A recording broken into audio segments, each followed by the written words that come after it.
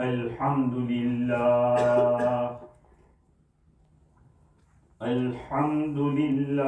वहदहु वस्सलातु वस्सलामु अला मन ला नबिय्य बअदह अम्मा बअदु फ़अऊज़ु बिल्लाहि मिनश शैतानिर रजीम बिस्मिल्लाहिर रहमानिर रहीम या अय्युहल्लज़ीना आमनू इन तुतीउल्लज़ीना कफ़रू यरुद्दूकुम अला अअक़ाबिकुम फतनक़लिबू ख़ासिरीन। वक़ाल तआला वद्द कसीरुम मिन अहलिल किताबि लौ यरुद्दूनकुम मिन बादि ईमानिकुम कुफ़्फ़ारा।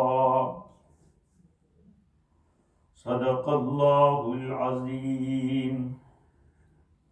वअन जाबिरिन रदियल्लाहु तआला अन्हु क़ाल क़ाल रसूलुल्लाहि सल्लल्लाहु अलैहि वसल्लम मसलुल मुमिनि मसलुस सुंबुला तस्तक़ीमु मर्रतन व तख़िर्रु मर्रतन व मसलुल काफ़िरि मसलुल उर्ज़ा ला तज़ालु मुस्तक़ीमतन हत्ता तख़िर्र व ला तशउर औ कमा क़ाल अलैहिस्सलातु वस्सलाम। बुजुर्गों, प्यारे भाइयों, पूरी दुनिया के हालात हमारे सामने हैं। हम देख रहे हैं कि दुनिया के अंदर इस्लाम और अहले इस्लाम के साथ क्या सुलूक बढ़ता जा रहा है।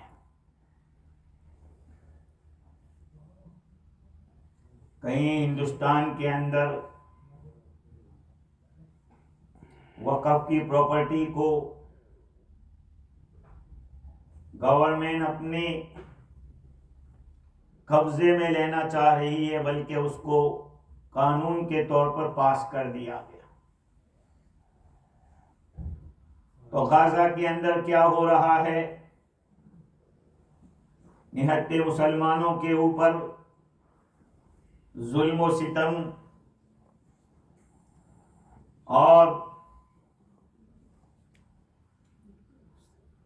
जिंदा कब्रों में डाल देना, खाने पीने से महरूम रखना, ये जो कुछ भी हो रहा है हम सुनते हैं, देखते हैं। बहुत बहुत तो दो चार कलिमात कह के चुप हो जाते हैं।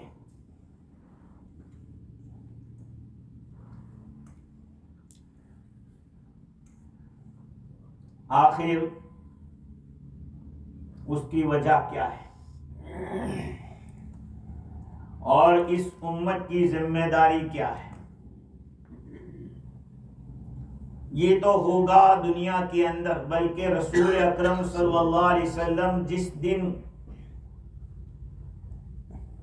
इस दुनिया में तशरीफ लाए और नबूवत का ऐलान फरमाया, उसी दिन से आपकी और आपके लाए हुए मिशन की मुखालफत शुरू हो गई।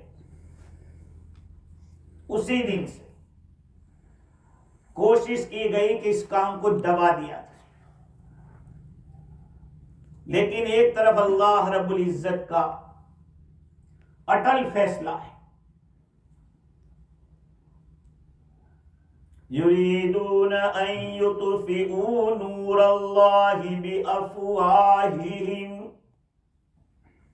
वल्लाहु मुतिम्मु नूरिही वलौ करिहल काफिरून।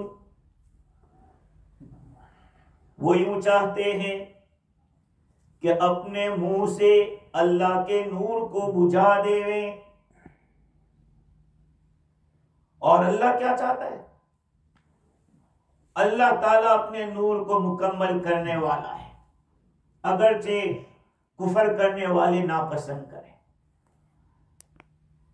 और ये इस्लाम गालिब आएगा सारी दुनिया के मजहबों के ऊपर। वल्लज़ी अरसल रसूलहु बिलहुदा वदीनिल हक़ लियुज़हिरहु अलद्दीनि कुल्लिहि वलौ करिहल मुशरिकून। वो जात है जिसने अपने रसूल को भेजा है हिदायत लेकर और दीन हक को लेकर, ताकि सारे अदियान के ऊपर उसको गलबा अता फरमाए। तो ये दीन तो गालिब आ चुका है, अल्लाह ताला ने इस दीन को गलबा दे दिया है।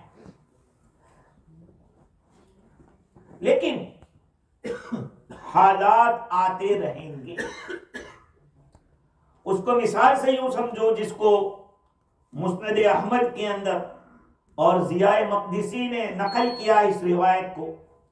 हजरत जाबिर रज़ियल्लाहु ताला अन्हु फरमाते हैं, रसूल अकरम सल्लल्लाहु अलैहि वसल्लम ने इरशाद फरमाया, मसलुल मुमिनी मसलुस सुम्बुलती, मसलुल मुमिनी मसलुस सुम्बुला, मोमिन की मिसाल सुम्बुला जैसी है। सुम्बुला, सुम्बुला क्या है? खुशबूदार घास को कहते हैं, खुशबूदार घास को कहते हैं। तस्तकीम मर्रतन व तखिर्रु मर्रतन, कभी दुरुस्त रहती है, कभी गिर जाती है, कभी खड़ी हो जाती है।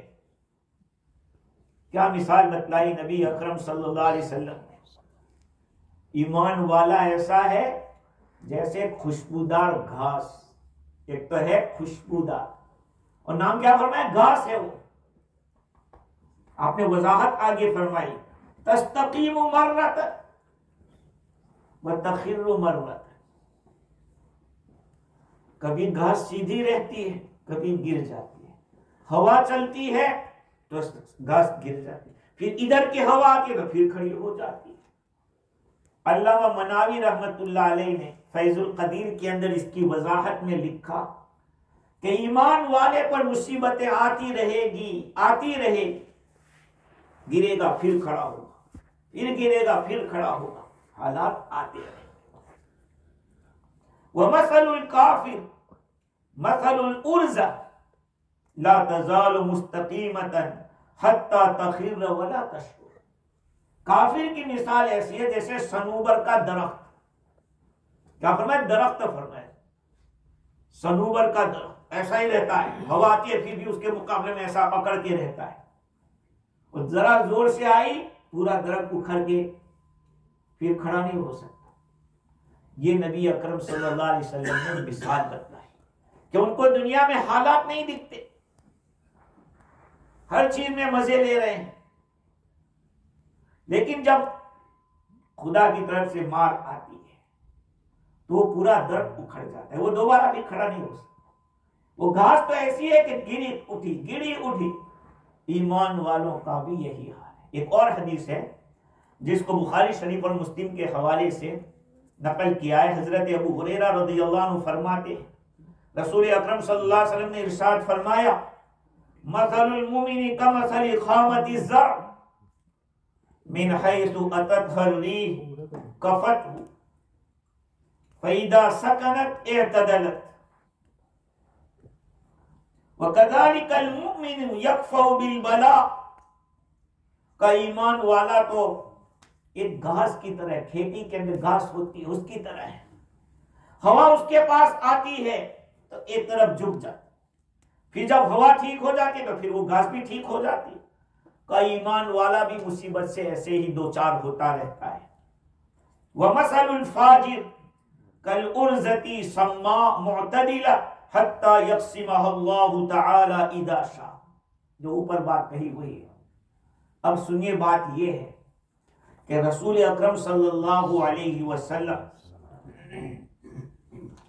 इस दुनिया में जब नबूवत का ऐलान फरमाते हैं उसी दिन से मुखालफत शुरू हो गई। बल्कि यूं समझिए मेरे भाइयों कि इस्लाम का आज भी इस तरह से आबोताब के साथ रहना और इतने पावर के साथ रहना, ये इस्लाम के हक होने की खुली दलील है।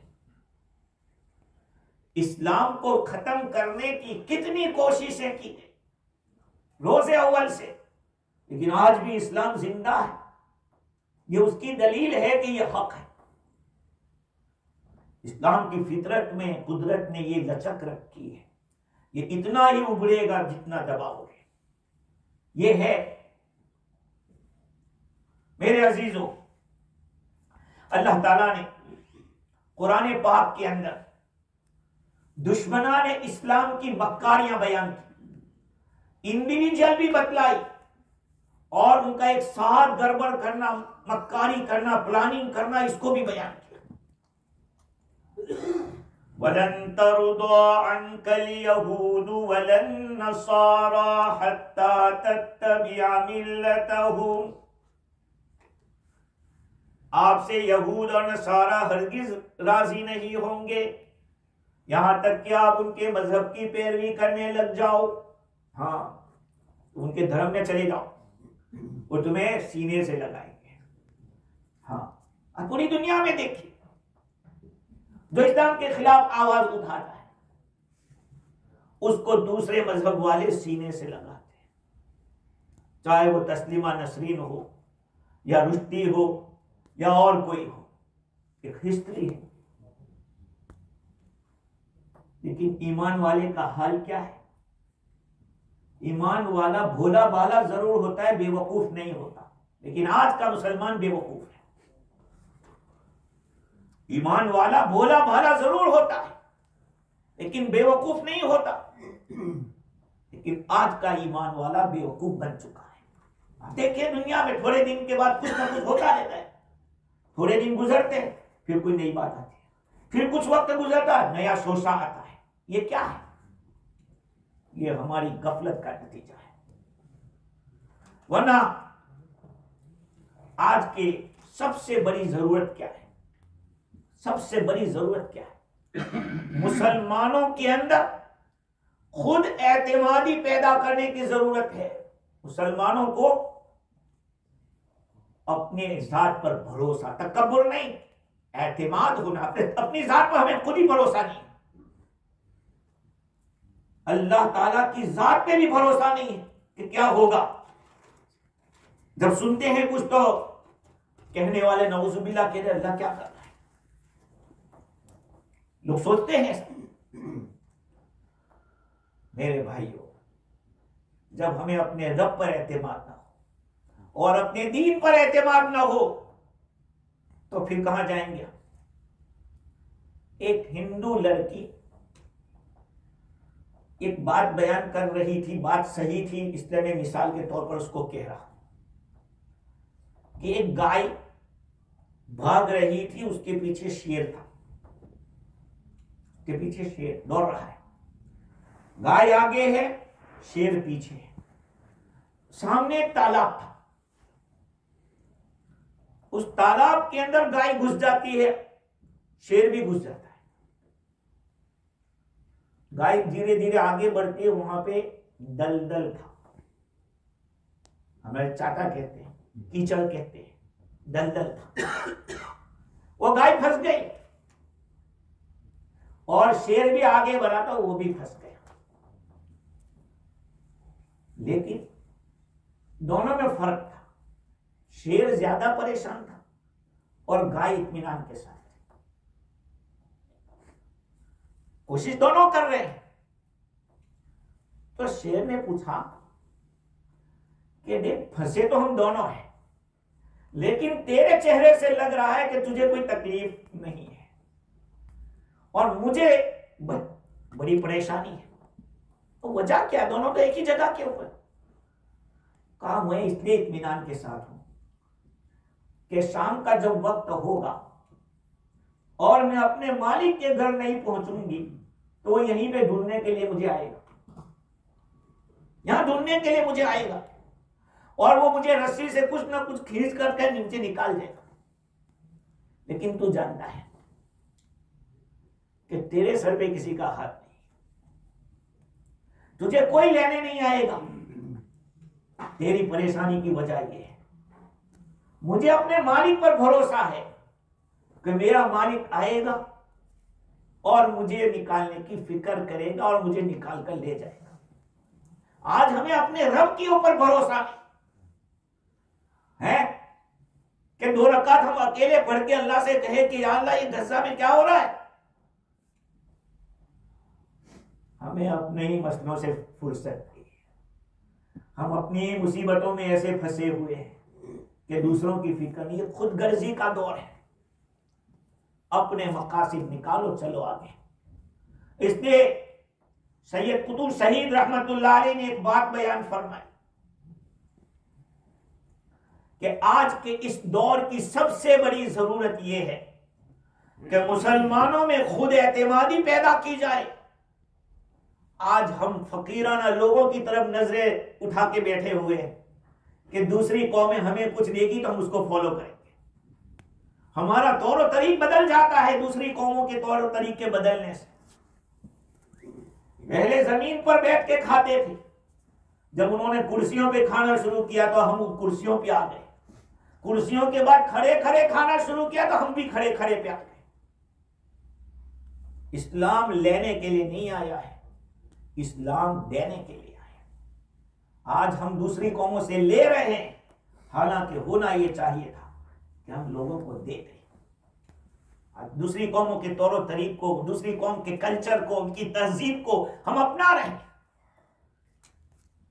एक मुसलमान को ढारी रखते हुए शर्म आती है, क्या होगा, लोग क्या कहेंगे कि मुल्ला हो गया। याद रखो, वही होगा जो पहले हुआ। क्या हुआ पहले? एक आलिम है मोहम्मद बिन सालेह उसैमीन, उनकी किताब ज़ियाउल्लाह में उन्होंने उसके अंदर लिखा कि देखो एक हिस्ट्री है बहुत बड़ी। हुजूर सल्लल्लाहु अलैहि वसल्लम के जमाने से कुफार ने क्या किया, अल्लाह के नबी सल्लल्लाहु अलैहि वसल्लम को और इस्लाम को झुटलाया और क्या कहा कि अरे इनकी बात क्यों मानते हो, ये तो जादूगर है, नऊजुबिल्लाह, ये साहिर है, ये शायर है, ये मजनून है, पागल है, इसकी क्या बात सुनते हो। ये कहने से काम नहीं चला तो रसूल अकरम सल्लल्लाहु अलैहि वसल्लम के कत्ल की साजिश, आपके मानने वालों को कत्ल की साजिश, आपके मानने वालों को सताना शुरू किया कि मिशन बंद हो जाए। जब उसमें वो कामयाब नहीं हुए तो उन्होंने दूसरा तरीका अपनाया, हिपोक्रेसी, इस्लाम को जाहिर करो और अंदर से काटो। ये मुनाफिकीन का जो गिरोह बना, कैसे बना, देखा कि इनके सामने मुकाबला हमसे नहीं होगा तो इन्होंने मुनाफकत की कि इस्लाम का इजहार करते और अंदर वो साजिश करते, जो मुसलमान है उनको काटने की कोशिश करते। आखिर मस्जिद ज़िरार क्यों बनी थी? मदीनतुल मुनव्वरा में मस्जिद ज़िरार क्यों बनी थी?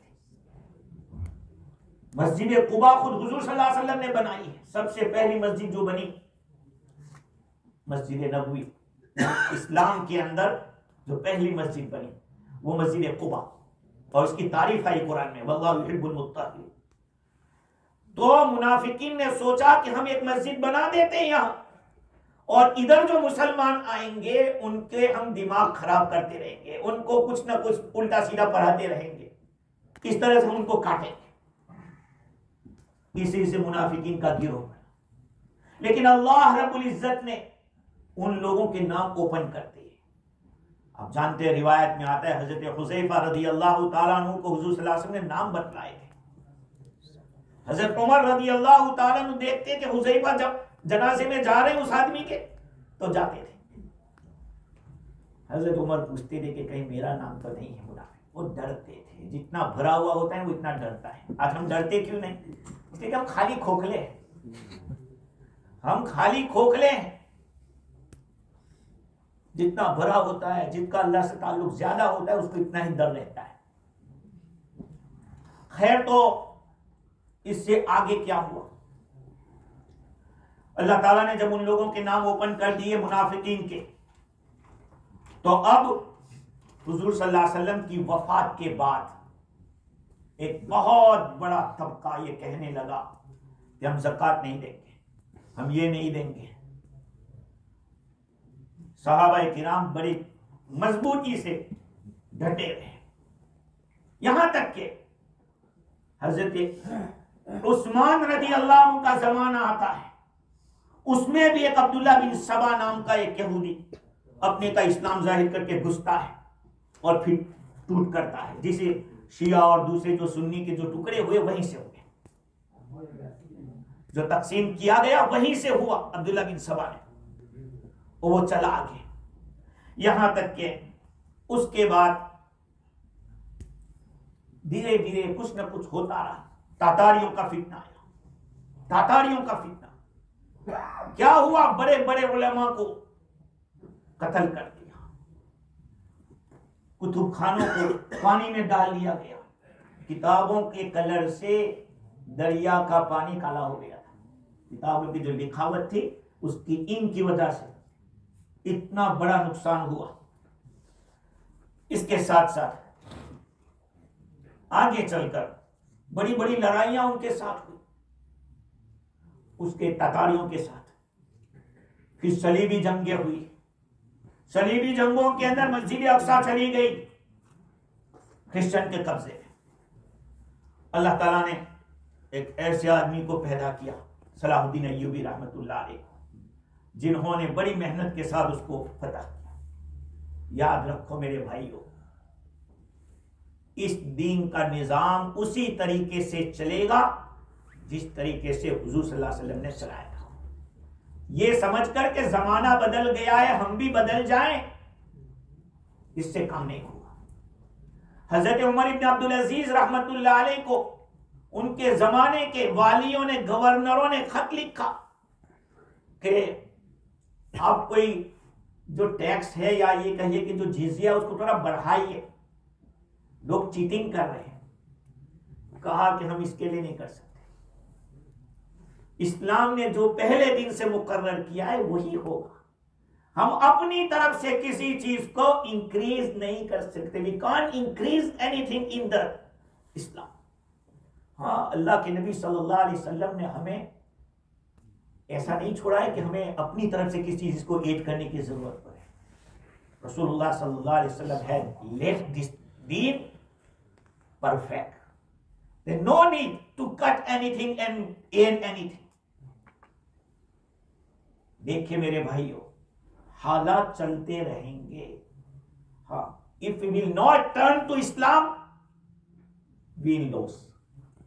हम वापस नहीं आए हुजूर के तरीके के ऊपर, हमारा बहुत बड़ा नुकसान है। उसके बाद क्या हुआ? जब सलीबी जंगें हुई, सलीबी जंगों में देखा कि हाथ वाले हथियार काम नहीं कर रहे, तो उसके बाद मसला आया इसका कि इनके साथ दिमागी लड़ाई लड़ी जाए, इनके साथ ऐसी लड़ाई लड़ो कि इनकी जबान जो अरबी है वो भूल जाए। आई एम सॉरी टू से the Arab people did not try to spread their language in the world. बहुत अफसोस की बात, अरबों ने कोशिश नहीं की कि इस दुनिया के अंदर अरबी जबान चले। What happened? We do not understand the Quran because we did not try to learn Arabic language as a language, and the Arab people did not try to teach Arabic language as a language to other people who are not Arab. And we know today what is happening. Any airport you reach, you should write in English. Even in Jeddah. In 95, first time I visited, I went for Umrah from my madrasa. And when I arrived on Jeddah, I filled the form in Arabic language. I was happy. Oh, when I read to officer, he said, "Oh, go, you are Ajami. used to write in English. I was happy in my heart. Oh, he will happy. He will be happy. Oh, mashallah. You wrote in Arabic. It's good. But he said no. उसने कहा कि नहीं नहीं, तुम अजमी हो, तुम्हें English में लिखने का। आप सोचिए हम लोग कहाँ हैं? Arab people had divided. We are Arab, you are non-Arab. This is the reason. There are a lot of people who can read the Quran by looking, but they are not understanding what is the meaning of this verse. And Europe, they tried. They made the rule. Anyone who wants to stay in our country, he should know our English. And they have no rule. Even I think they have a rule, we will keep as a servant who does not know Arabic. इसलिए कि वो गधे की तरह काम करता है। यही है। हमने अरबी सीखने की कोशिश नहीं की, उन्होंने सिखाने की कोशिश नहीं। So my dear brothers, it is the Ghazwul Fikri, the war of mind. War of mind. We should turn to life of Rasulullah sallallahu alaihi wasallam. We should know all Sunnah. They cut the connection with Rasulullah sallallahu alaihi wasallam. Today the people like to live in this world with English culture, not Islamic culture.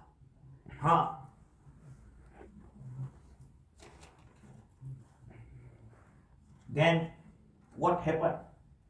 They made some organization.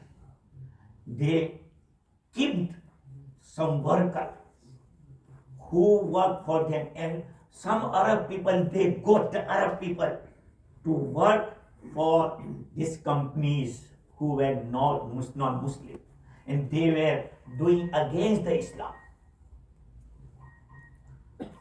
My dear brother, we should connect with the Quran. One European man said 50 years ago,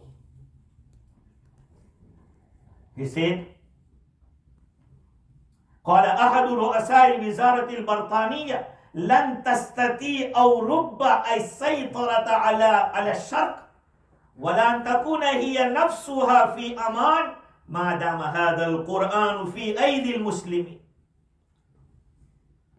One great man of Wizara, government of Britannia, he said, the Europe can't rule on the world and they are not safe until this Quran is the hand of Muslim people. ये कहा कि जब तक ये कुरान इन मुसलमानों के हाथ में है, हम लोग भी चैन से नहीं रहेंगे और हमारी हुकूमत भी दुनिया में नहीं चल सकती। आज हमारा कनेक्शन काट दिया गया कुरान से। कुरान को मरहूम के लिए समझा, कोई गुजरा तो लेके बैठ जाओ, पढ़ लिया, अरे दुआ कर लो, Not Quran is not for only die people. It is for guidance, my dear brothers. And one day, قال الحاكم الفرنسي في الجزائر قبل استقلالها لن ننتصر على الجزائريين ما داموا يقرؤون القرآن ويتكلمون بالعربية فيجب أن نزيل القرآن من وجودهم ونقتلع العربية من ألسنتهم. France के एक बहुत बड़े गवर्नर ने जजायरियों के बारे में ये कहा था उनकी आज़ादी से पहले कि हम जजायर पर गालिब नहीं आ सकते जब तक कि ये कुरान पढ़ते और अरबी बोलते हैं। याद हमें चाहिए कि पहले कुरान को खत्म करो, उसका उनके अंदर से निकाल लो कुरान को और उनकी जबान से अरबियत को निकाल लो। Many people come from Arab, why? They learn English, and these Muslim people like to learn Arabic. So my dear brothers, we should understand it is the war of mind. War of mind. We should connect with Quran and Sunnah of Rasulullah sallallahu alaihi wasallam. Wa ma tawfiq illa billah.